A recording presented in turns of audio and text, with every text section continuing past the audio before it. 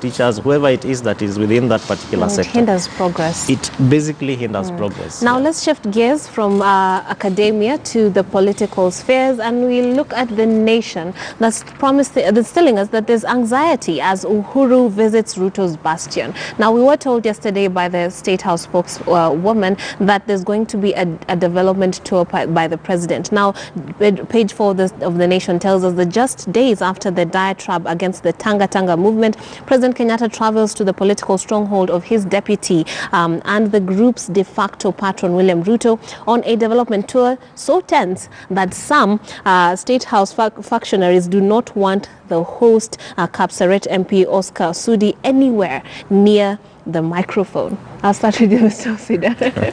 Yeah. Wow, that's a very tough one for this Thursday morning. Yeah? But anyway, give it to His Excellency the President. The man is facing end of his tenure. Yeah. The gentleman is looking for a legacy. Yes. And I think he's come up with these 4 big agenda items, and he's saying, as far as I'm concerned, it is about manufacturing so that we're able to guarantee and secure jobs for our young people. It is about universal healthcare. It has to be about affordable housing, and it has to be about food security. Those things are very close to the hearts of the Kenyans. But again, we've just been talking about education. Education is not part of those 4 agenda items. Now, the president is concerned about how will we be able to guarantee this future. And I think listening to him at Kasarani a few days ago really speaks about a gentleman who is so frustrated. Yes. And a man who is wondering, what sort of house am I living in, and why are people not listening to me, and especially my people, because I think he kept on saying my people around 8 to 12 times. My people, I have come here because I'm talking to my people. Allow me to speak in my mother tongue because I'm speaking to my people. And he's facing a lot of rifts, you know. If I were to be asked to advise His Excellency the President, I would not play in the league of these political games, because going to the Rift, why not go to, of course he's been to Kisumu, he's been to, why not go to Coast or go to, you know, to Eastern? Because I think that political analysts, like some of us sometimes wearing different hats would say, he's now going to ventilate. And I think that at the Sunday meeting in Kasarani, he already ventilated, and the non-verbal demeanor is that the president was in a shirt. You know, it means this gentleman is ready for war, and I'm here because I have to make this statement. Sir, you already made your statement. And I think people for almost 1 week up to now, this morning, we are still talking about that. Going to Rift Valley, in my view, is not the best solution. Sit with His Excellency the Deputy President. I liked the 2013 spirit, where it's about the ICC and it's about this country, so let's join our forces together. I know that the challenge is because we have the building bridges or the handshake between the President and the former Prime Minister, so that is creating rifts on the other side.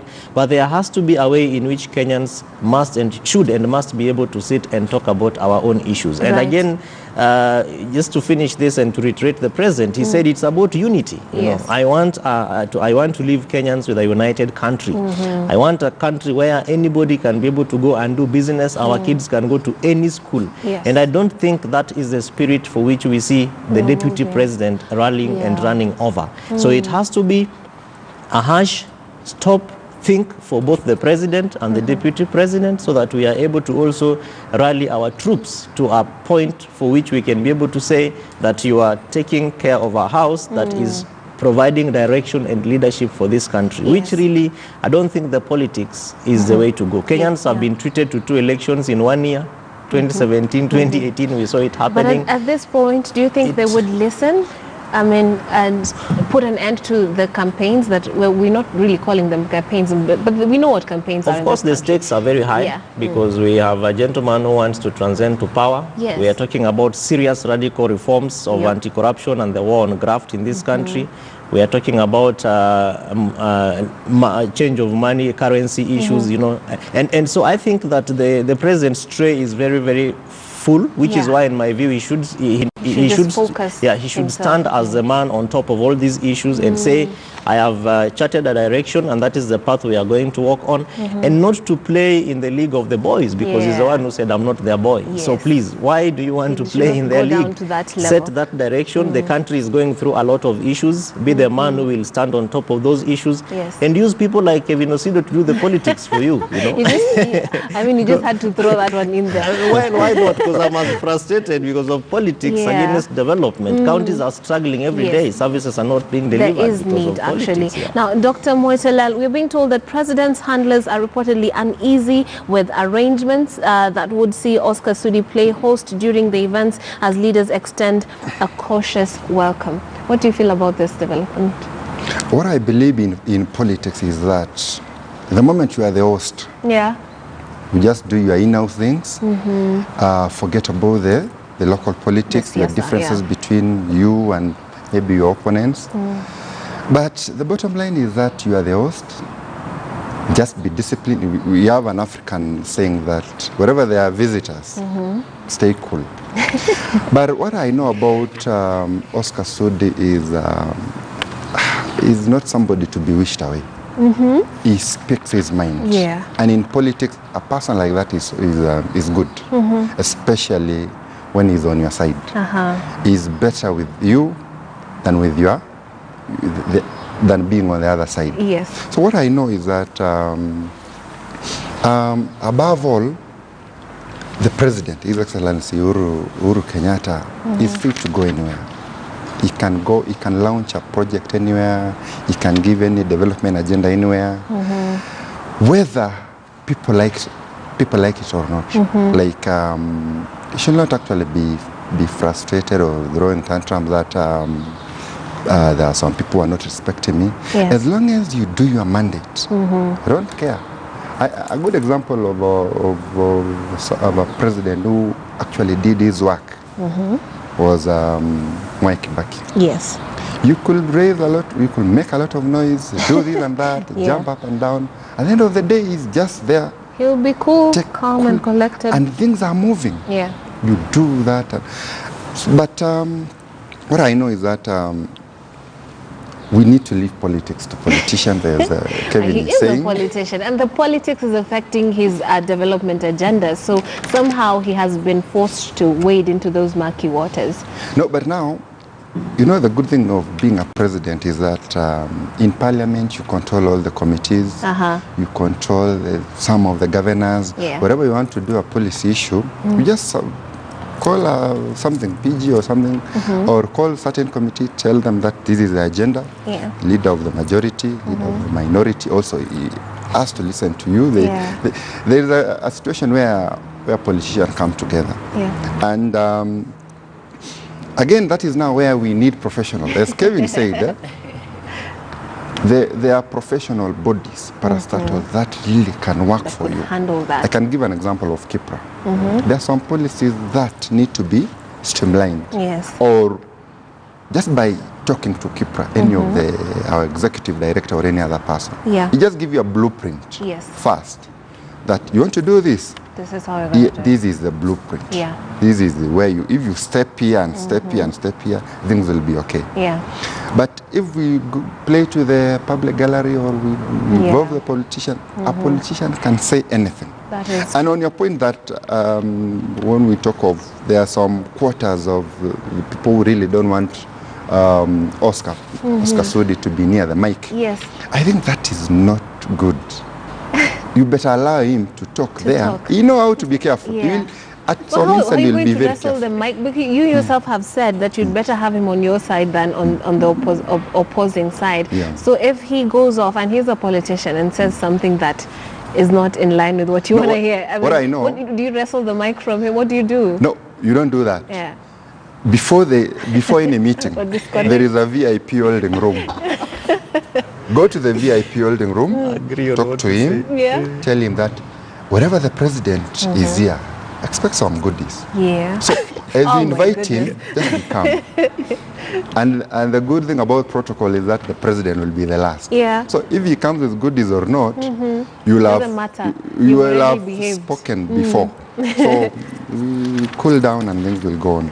Okay, Yeah. I mean, that's pretty interesting, and I hope for all those that are involved and worried that it all goes well. Yeah. Now, let's move on to a story about the U.S. Embassy. It had told Kenyans that if they're willing to do their transactions and get their visas and what have you, they need to use the new currency. But then it has backpedaled, because we're being told on page 11 of the Standard that U.S. Embassy retreats on new currency. Now, it says that U.S. Embassy has retreated and is now accepting both old and new currency notes for payment of its services. And we do know that it's taking a minute for the currency to actually be in circulation. I myself have not even touched. Have you, Jens? Yeah. So, you have some? I would like to.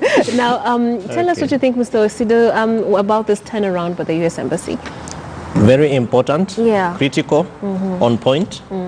Why? Because of course we are dealing with issues monetization, and there are lots of changes, including printing of the new currency.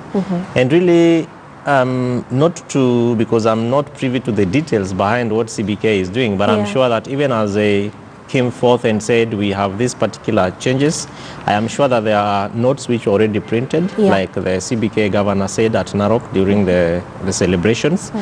And of course you will also find unscrupulous individuals who want to take advantage of the opportunity. So the US Embassy is saying for us it has to be until we are sure that we are holding the right figure, and indeed the feeling is very different. It is? But maybe it's because we are used to the old one. I'll take you for so, your and then when they met with CBK yesterday, they said that we are going to train your people so that they're able to even look at the features to identify the new notes, which I think is very important. They need to do that for almost all other very important and key embassies, high commissions, and even institutions, so that we don't have fake money like we're already seeing going on. In you know, market. 2 days after this announcement, I tried making some M-Pesa deposits, and the vendors refused actually to take the note, the old note, and they were saying, wow, hii hatutachukua kuja na ile noti mpya, you know, because the same thing as US Embassy says, we retreat until we are sure about it. So they're also saying maybe it is fake money printed, and because you have this timeline to you know, so you are trying to have it off so that you benefit from us, which is a valid concern. It is, of course, and this is I believe is a welcome move, and CBK needs to really be on top of things to ensure that the training is done, people know what the features are.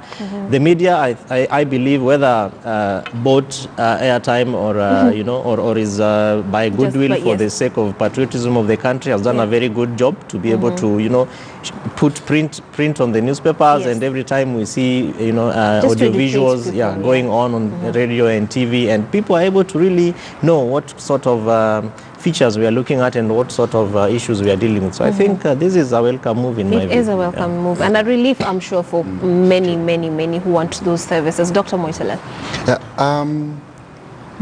You remember the money, the dollars, which was saved in the bank, Barclays Bank. If you check on page 10, we talk of the U.S. Secret Service. U.S. Secret Service is like an intelligence wing unit of the United States. Then it qualifies their fears, because if we go to the bank, a Kenyan bank, and says, and a bank of repute, not just any, you know, that is Barclays Bank, you know, and then you find dollars in millions, which are fake. At the bank, safe depository, it gives them, it qualifies their fears. And now, there was something which was moving around WhatsApp, the social media, of a certain person just rolling something, putting a piece of, I remember that. And a very beautiful note was coming out. To the other side, and it was so easy, less than a second, and they have a new just note. A roll. I'm just imagining that M-Pesa agent refused the old note. Now you come with that one, the one you rolled. The new one. The one they want. For me, you pay 10,000, I do something, and he accepts. Now, so we are prone to fraud, and mostly Kenyans are very creative people. They can come with anything. If you want any counterfeit, some Not all of them can come. So their fears are qualified. Yeah, their fears are qualified, and of course they're just trying to accommodate the market as it is, as well as be cautious. Yes. Because it is quite interesting how much we're being told about these fake currencies. And to that effect, you did speak about this, Dr. Moitalel. On page 10 of the Standard, you can read more about the U.S. finding out that the $2 billion that was seized in Barclays was fake. That was Gilbert Gunn, an investigative specialist from the U.S. Secret Service, went and took a look at all those notes and determined that they were indeed fake, despite the owner insisting that they were valid currencies. It was valid currency and he wanted it back. So clearly he won't be getting it back. And that winds up our segment of press review. We take a short break. When we come back, we'll have more for you. Do not go too far.